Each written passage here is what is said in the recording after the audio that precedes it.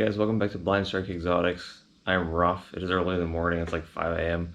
But I woke up early because I knew I was due for a clutch, and it is actually here. So, it is our first clutch of 2021, and this is my ivory Enchi to my ivory leopard pairing. And it actually looks like she has 5 pretty good eggs. They're pretty large. She looks pretty deflated, but it actually looks like she has 5 good eggs. So what I'm going to do here is I'm going to grab these eggs off of her. They're all piled up together, so it looks like, yeah, there's 5. They're not stuck together too good, it looks, so that's good. I can take them apart and get them in the incubator box, which I have just sitting over here ready to go. And then I'm going to show you guys how to candle them. So first things first is getting her off of here. I usually what I'll do is get like a paper towel roll. They're gonna strike at you, and if you're not quick enough, they will bite you. They are very defensive, and they're trying to protect their eggs, so you can't blame her for that. But you don't want her biting you. You don't want to get bit. It's not a good thing for anybody. So if let me do this. I'm gonna set the camera down here in the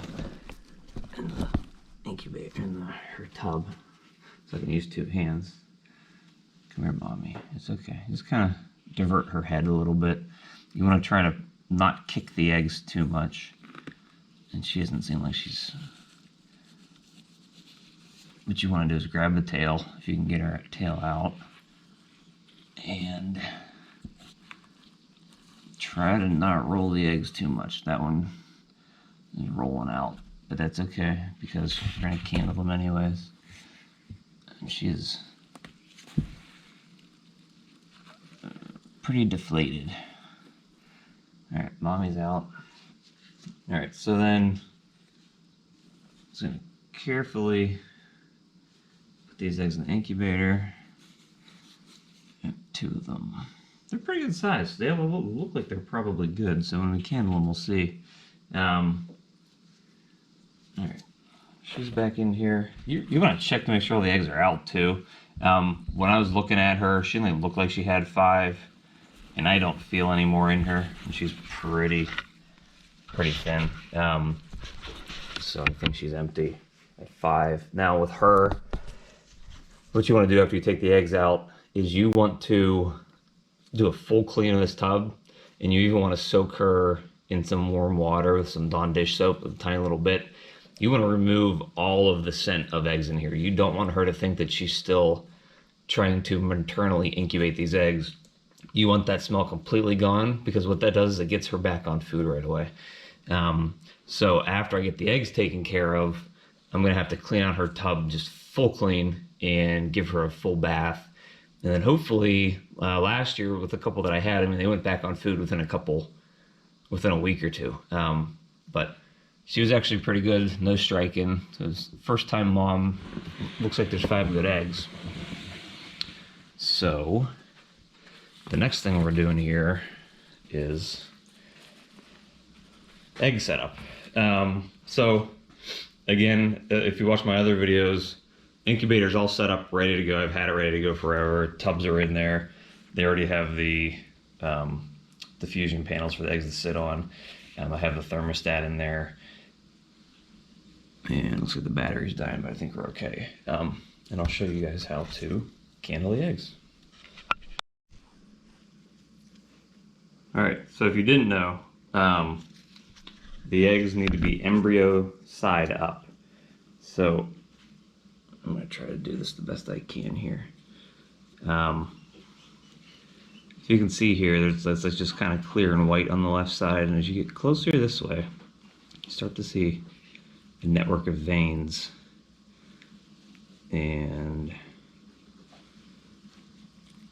if you give it a little wiggle,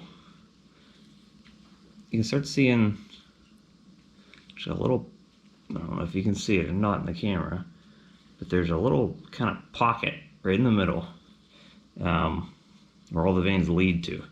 There's a little circle right there in the middle. And so the embryo is right there. So basically with a marker, with a permanent marker, you want the embryo marked right on top. They can shift. So what you want to do is come back and check it maybe in a week or a couple days, just to make sure you're still on the same spot, because you don't want it'll suffocate, I guess, the embryo if it's on the bottom. This one,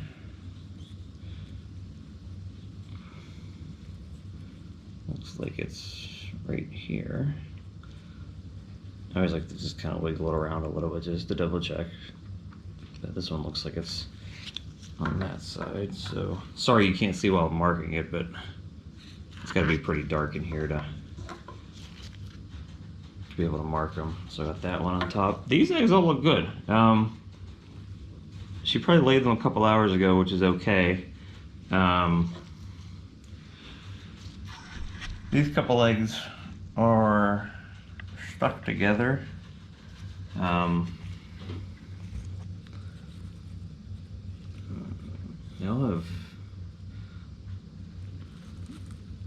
They're probably okay. But I'm going to take them apart just to be safe. I like to take them apart just in case one of them goes bad. They're easier to pry apart at the start than they are at the end, or after they've been stuck together a while. So let me show you how you do that. You basically just want to take them and slowly peel. Slowly peel. And you should, if you get them early enough, not have any bad tearing on the eggs. The problem is they really start sticking together if you leave them there too long. And if you need to remove them later on down the line, if they've been that way for a couple weeks, you have a risk of tearing the egg. I usually just take them apart up front. This one you can see really good. Right here, there's like a little black dot, and that's the embryo. If you can see it jiggling in there, right above my thumb. So that's a good one. Really happy about this clutch, because it's really both of their first times breeding. She wasn't huge, but she was definitely ready to go. Here, this is an easy one to see too, right above my thumb there. You can see the little black dot, that's the embryo. Sometimes the embryo is easier to see on some than the other ones. Anyways, they first time for both of them. Probably definitely going to keep her for next year. I'm probably going to get rid of the ivory leopard because I have other males. He was actually fantastic. This is his first year. I'm pretty sure all three of his females are actually going already. So on this one, again, it's right above my thumb there.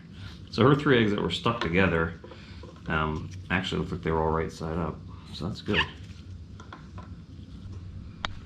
All right, so embryos are all right side up. So the next step, let me get the lights back on. All right, so the next step, now that we have all of the eggs in here, is you want them away from the sides of the tub. They can touch each other, that's fine. You if you nestle them all together, they won't roll. You can put like toothpicks around them to keep them there, but these eggs, I mean, your eggs shouldn't be moving, they shouldn't be rolling, and this will keep them in a nice little clump there, and they shouldn't go anywhere. Now in this setup, if you're using like my DIY incubator, you will not need to do this step, but because I have to use the traditional upright, you're gonna probably need press and seal. And what that does after testing is you just seal it. You seal the top on here to keep the moisture in. I filled the bottom of these up with water and substrate because there's no natural humidity built up inside of the incubator itself. So you're gonna need to put some press and seal on there.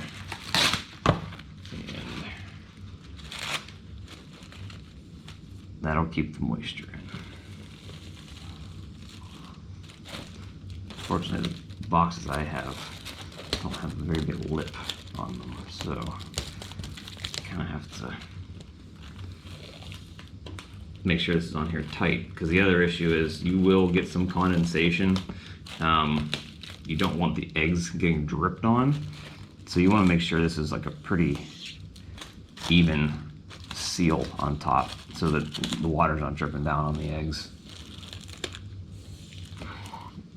So there's no, it's gonna sag somewhere. You know, maybe you create like an artificial, like, my thought process was maybe make it like an artificial, like a point here where it's a little lower, so hopefully if the water's gonna run, it runs down to the corner and it collects down there away from the eggs. It might be harder with a bigger clutch, but I think we're okay here. When these tubs don't have like bigger rims here, this press and seal doesn't stick as well either, but I think we're okay. All right, lid on.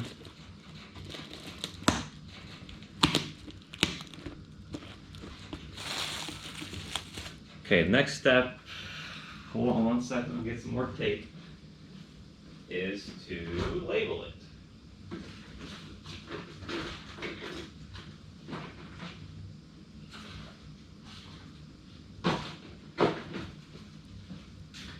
You want to label it when the eggs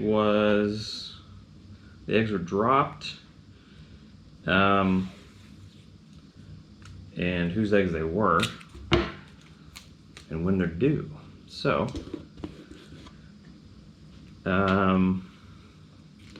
today is the 6th, so 3/6, and their eggs are typically about 58 days, give or take. I can't count that out without a calendar, so what I usually do is I just kind of go 2 months ahead and then knock a couple of days off. So if it's the 6th, let's say 5/4, clutch number 1, 5 eggs, and this is Ivory, Enchi, Ivory, Leo. All right, so they're laid the 6th, they're due around the 4th, you just gotta keep watch. First clutch, 5 eggs, Ivory Entry, Ivory Leo, was the pairing. So out of this pairing, it looks like I have 5 good eggs. 5 for 5 is really good. She's a first-time female. She wasn't very big to begin with. She was probably actually one of my smaller ones. So the fact that she laid 5 eggs and I see an embryo in all of them is fantastic odds. What would be even better is if I get 2 or 3 Ivory Enchi leopards out of it. They're all going to be ivories because they're both super yellow belly. So every single baby is going to be ivory. But hitting Ivory Enchi Leos out of that would be fantastic. So these guys are going to go carefully into the incubator, making sure they're not rolling on the way over there. Turn the light off in the incubator. There we go. Sorry, shaky cam. All right, and I will probably put them, now that I still have nothing in here, so I'll probably put them right here in the middle shelf. That's where the most even temperature is. That's where it's set for 90 degrees, because you can see the thermostat back there, the thermostat probe. So that'll give them the most even temperature. All 5 of them are still right side up in there. As you can see, like, it sits right about 90.5 in this area. So my kind of thing to do here is probably start filling out the middle of the incubator, and then work to the outsides.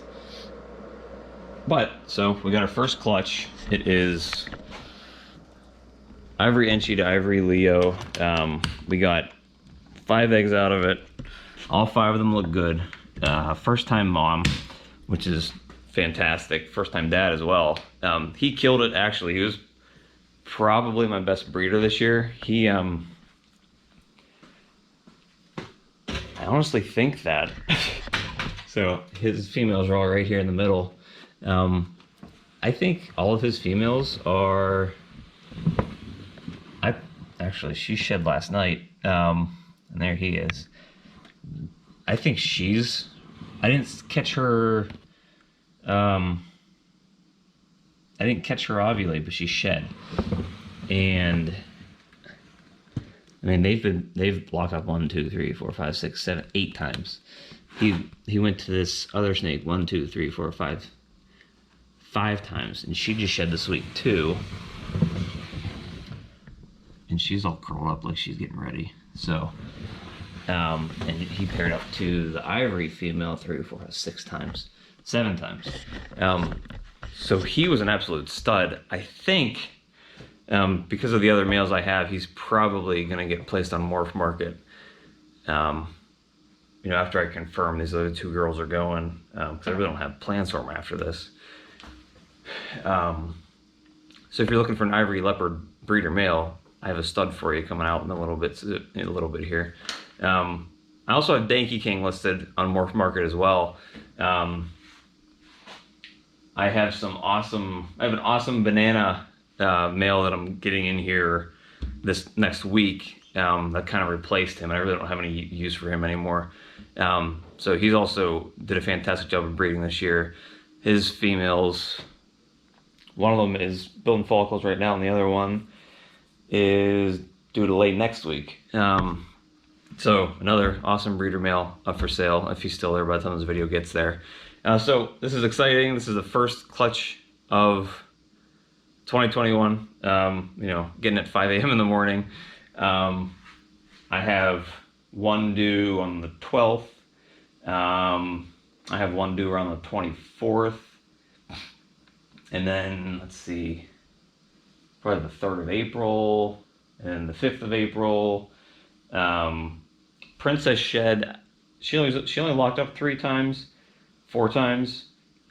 I don't know, I couldn't tell you if she was ovulating or not, or when she did ovulate, because she's so big. I'm hoping she did. And I have a couple other females. This girl, this pastel lesser clown paired to my leopard clown. They actually locked up quite a few times. She's supposed to be shedding. I have no idea what she's doing. She's looking big, but she actually had a big meal. And then my pinstripe Enchi female, as you can see, is deep in shed. She was also paired up quite a few times to the leopard clown male. So there's a lot of stuff going on. We're really getting into the thick of breeding season. We're gonna have a lot going on here over the next few weeks. I mean, I have eggs due almost every week at this point. And by the time all those eggs are laid, those are gonna start hatching in 2 months. So we're gonna be busy. There's gonna be a lot going on. You know, I'll probably show you me collecting all the eggs and doing all that. If you have questions about how any of that works, let me know, and I'll try to cover that stuff in videos. But this is it. This is awesome. This is the thick of the season. We're starting it now, and we're gonna start having hatchlings here in about 2 months. So that's it for today. Thanks for stopping by. Please, again, I'm a little rough. It's 5 o'clock in the morning. I woke up excited because I knew I had eggs. So we'll see you next time. Take care.